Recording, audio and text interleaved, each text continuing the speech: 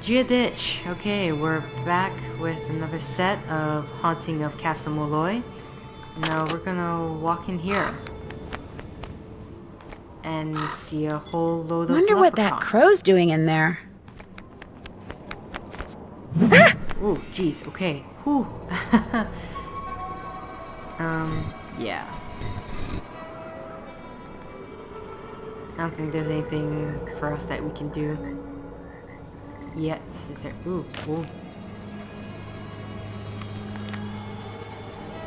Okay, that looked like the vows.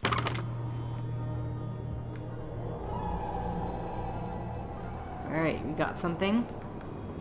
This is part of the exploded building. I think we've canvassed the entire area. So we have a lot more questions and no real answers. Yay! Let's go. What's going on? This guy. Have you ever been up in the tower? You saw the stairs, or what's left of them. There's no way to get up there. I could have sworn I saw lights coming from it. Perhaps it was the good people come a-calling on their good friend Donal. Or maybe it was just reflected moonlight or something. So if you're thinking Matt's up there, forget it. Ain't no way. Time for me to scoot. Stay out of trouble. Alright. I can't just go snooping around, not with Kit right there. I did check this entire area, right? Yeah. And how many... We're sure we had the coins. Okay, actually, I think I'm gonna go upstairs and talk to the bride. I forgot her name. Making awfuls. You have a lead? I'd better get to work. Keep me posted. An awful maid of honor. But I think we should go down to the pub. Have a bit of a drink now. Nancy's busy on the case. Well, not that busy. If I recall correctly, she does spend some time making drinks.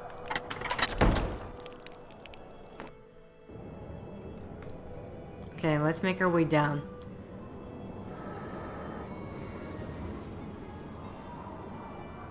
Oh. Oh, no. Come on. No. Go. Oh, come on. Around.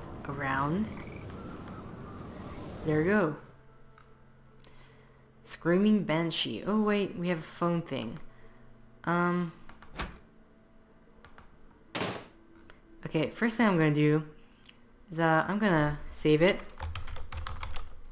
Because I recall one time I played this game that the I don't know what happened, but basically the game just crashed.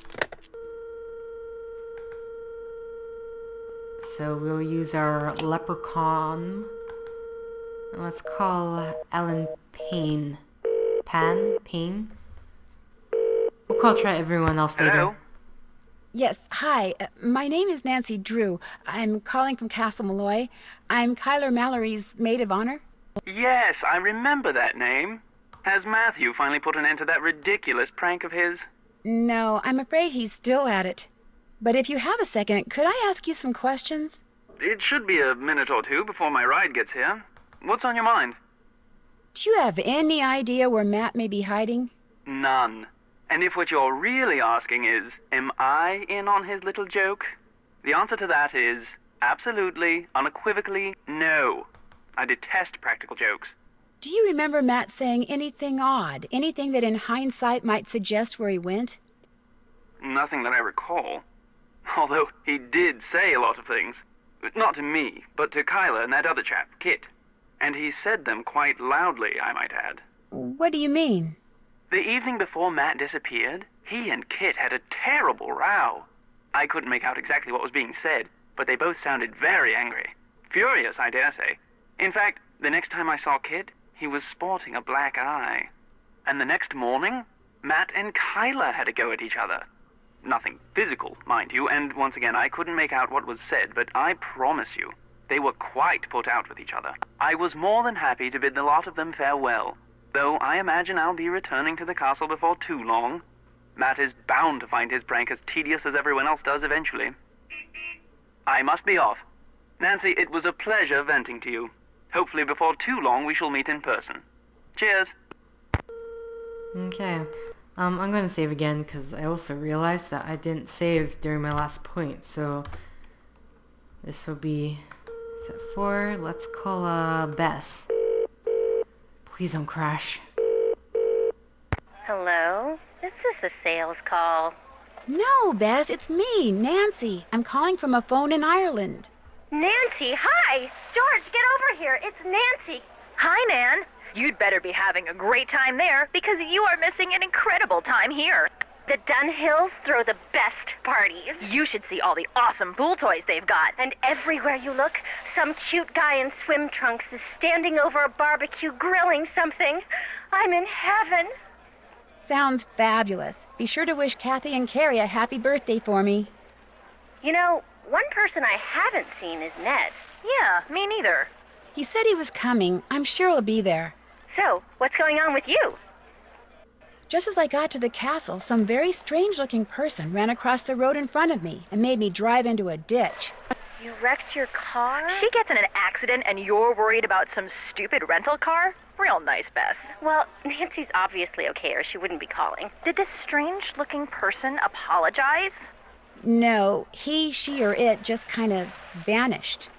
And when I talked to Kyler, I found out that her husband-to-be has vanished. What do you mean, vanished?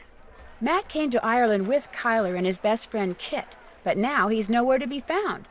Kyler is convinced he's pulling a prank. A prank? Apparently, he's a pretty big practical joker. More like a pretty big moron. Incoming. Check it out. Oh my gosh. Guys? Hello? Bess? George? Anyone? Sorry, we were hopelessly distracted by a truly amazing set of washboard abs. According to Alan Payne, Matt's best man, there was a lot of arguing going on just before Matt disappeared. Matt was fighting with Kit, Kyler was fighting with Matt. Alan said he went back to London to wait for Matt to reappear because he couldn't stand all the constant squabbling. So all was not blissful in premaritalville, eh? Wait a minute. If Kit is Matt's best friend, why isn't he his best man? Good question. Unfortunately, the person most qualified to answer it has disappeared. Did I tell you that Kit Foley has a black eye? Why am I not surprised? Whoever ran out in front of my car dropped a handmade doll that looks like the missing groom.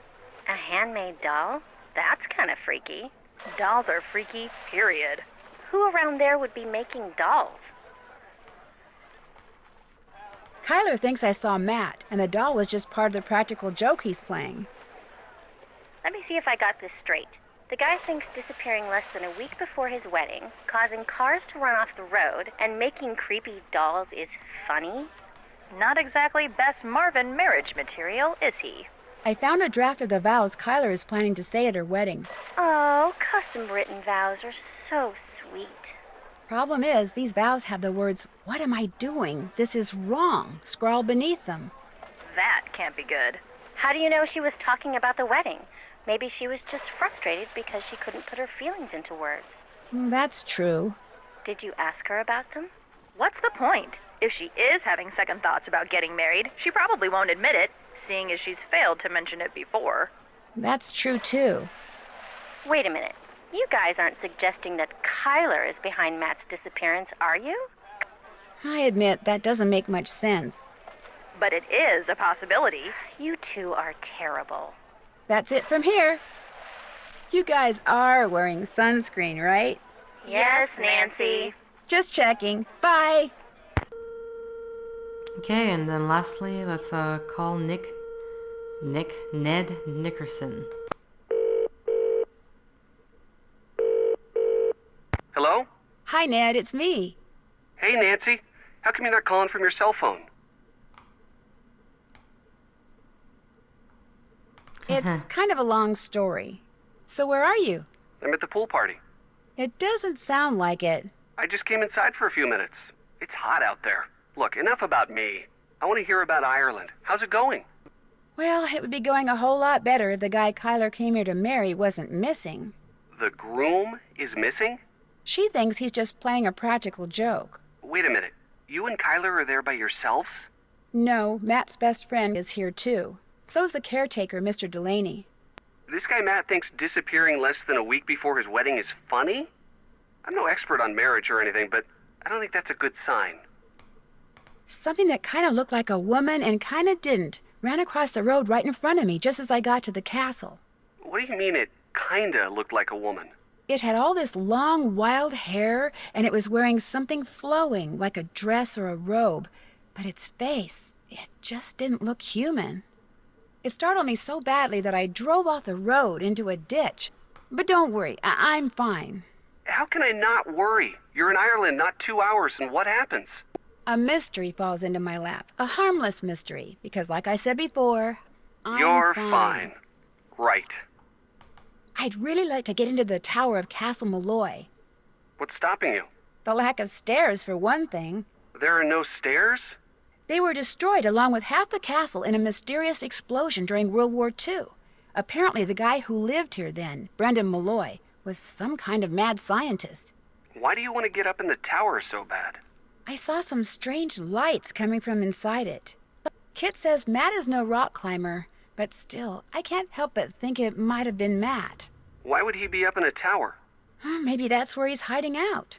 You just said there's no way to get in. I know, but maybe... He learned how to fly. You're not helping, Ned. Sorry, Nancy. I'll call you again, okay? Just be careful over there. I will. Talk to you soon. Okay. So, scot-free, nothing, it didn't crash. Oh. So, let's, go into... Oh, there's, Mr. Delaney. Let's have should we have another chat? We just had a bunch of chats.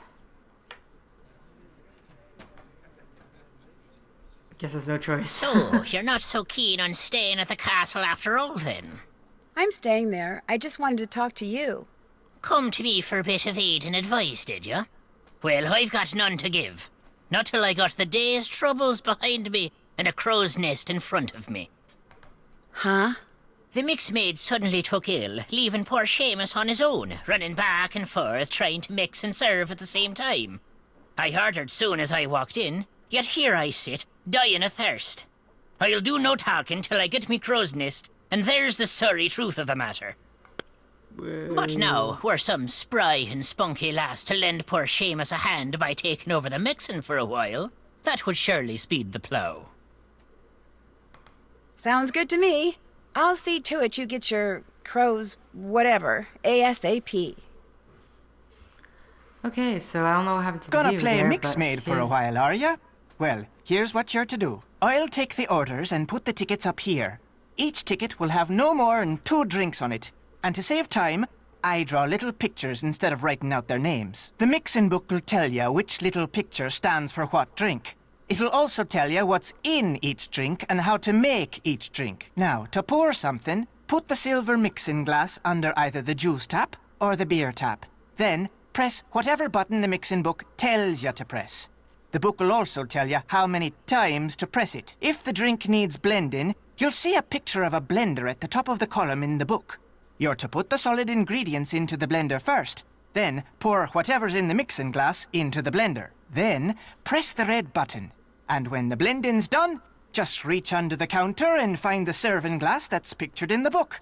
Put the serving glass on the grey mat and pour everything from the blender into the serving glass. If the drink doesn't need blending, just find the right serving glass, put it on the grey mat, and pour everything you've poured into the mixing glass into the serving glass.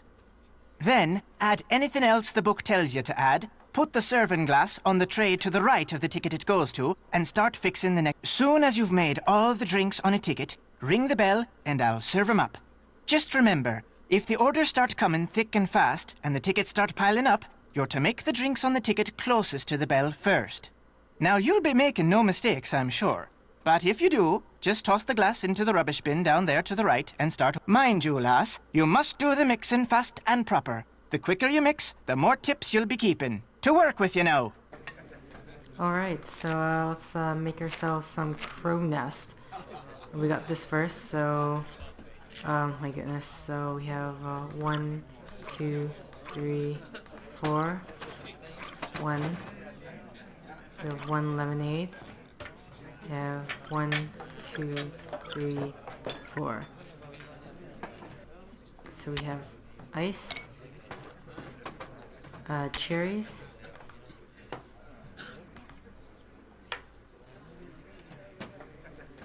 oh no, what am I thinking? Okay, so this goes, so we have cherries, no?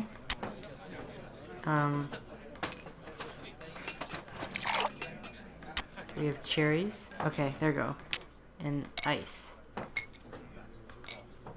Let's get ourselves a crow's nest. Probably so slow already. Oh, no, back, okay. So we have 1, 2, 3, 4. 1 of this and 1 of that. And this is, oh no, this is in a, we have 1 of these, ice. Wait.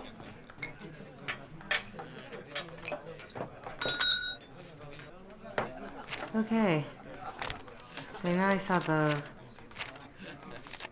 there we go, fairy drink. So we have 1, 2, 3, 4. 1, 2. Oh, this goes in the blender. Ice cream. 1 strawberry.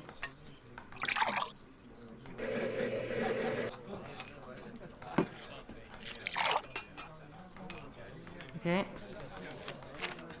Nope. Mean Riddler, so 1, 2, 3, 4. 1, 2, 3, 4. This goes in this. Nope. And then we grab an ice, put it on here. That order wasn't right. Oh.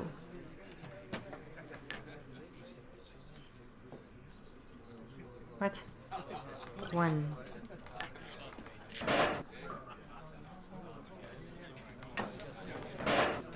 Okay. 1, 2, 3, 4. 1, 2, 3, 4.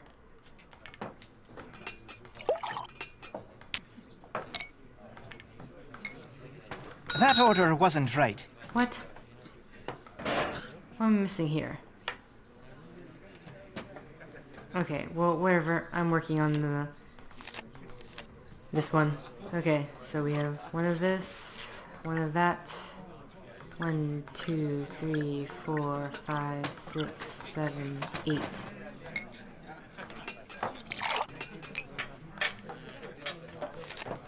Can't remember how to make the crow's nest again. 1 of this. 1, 2, 3, 4. That.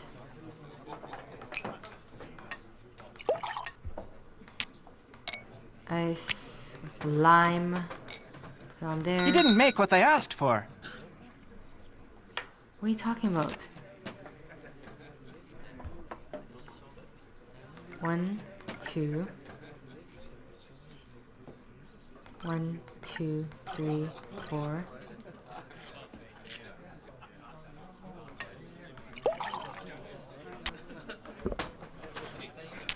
Oh, 2 scoops of ice cream.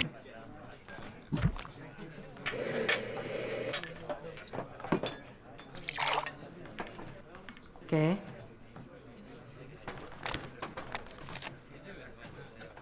One, 2, 3, 4. 1, 2, 3, 4. In a big cup like that. Let's put the ice in. You do fine work, miss. All done and dusted, are ya? Thank you, miss. Take what's in the tip jar. And the next time you help out, you can keep the tips then as well. Okay. You make a mean crow's nest, girl. Well done. Now, I'm to tell you what happened to the Sassenach, am I? I'm sorry, happened to the what? The Sassenach. The Englishman. The one Kyler was supposed to be marrying. Well, what happened to him is this.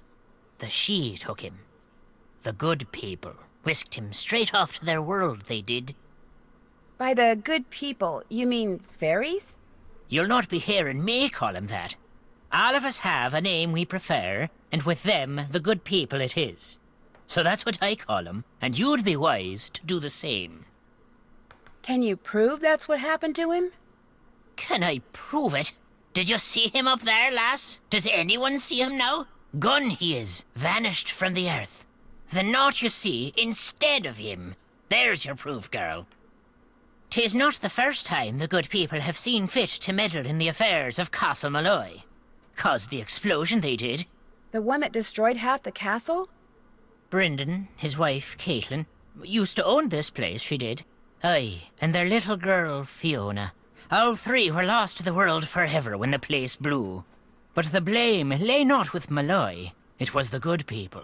They'd taken a shine to Fiona, is why, and they knew that little girls, no matter how much they're adored by wee folk or mortals, sooner or later, all little girls grow up and grow old. The good people couldn't bear to see this happen to their beloved Fiona, so they made full sure it never did. Sounds to me like the good people are actually just the opposite. They have their ways, and we have ours, is all. That's just the way of things. Got plans for you, they do. The fairies? The good people? What makes you say that? I meant to pocket your car keys for safekeeping on my way over here, but I couldn't find 'em. You mean my keys weren't in the car? Aye, that's exactly my meaning. Taken they were. The good people want you to be staying. Do you dislike all Englishmen as much as you dislike Matt Simmons? Or is he special somehow? I've little use for any Sassenach, but I took a disliking to this one soon as I laid eyes on him. Arrogant he was, cocky, disrespectful, foolish, always touching things he shouldn't, going places he didn't belong. Worse than a stray dog, that one was. What about his friend Kit? Aye, he may talk like a Yank and live like a Brit, but there's Irish in the lad. I saw it right off. Little wonder he's in love with the girl. They'll make a fine pair. Whoa, wait a minute. Kit's not in love with Kyler. Blind, are you now? Loves her, he does indeed. He's all but wearing a sign saying so. He came to the wedding early to make sure there'd never be a wedding. Only the good people saw to that for him. Ah, the luck of the Irish. Okay. The name of this place. Just what exactly is a banshee? A woman, one of the good people, as alive as you and me, with wild hair almost as long as the tattered grey robe billowing up around her whenever she appears. Sometimes she takes on the form of a hooded crow, but it's the sound she makes, her terrible wailing, that strikes fear in the human heart. Because when a mortal hears the wail of a banshee, it means someone is about to die.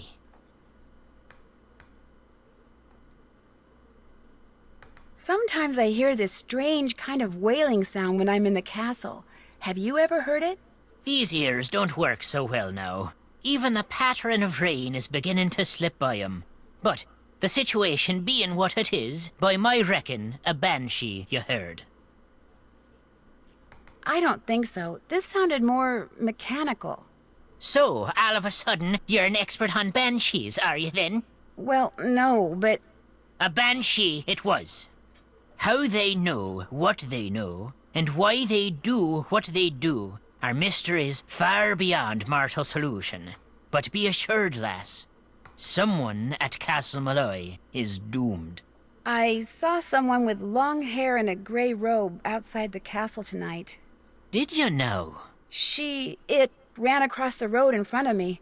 That's why my car's in the ditch. Not till I was 54 did I see a banshee. To see one at your age, on your very first night in Ireland.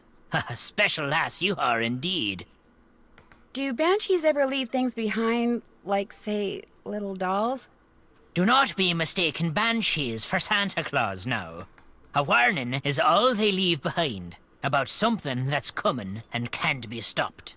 I'll let you drink your crow's nest in peace. Be careful out there, lass. Alright, so I'm way over time now, but I just wanted to get that conversation over with. So, so long go full, and until next time, guys.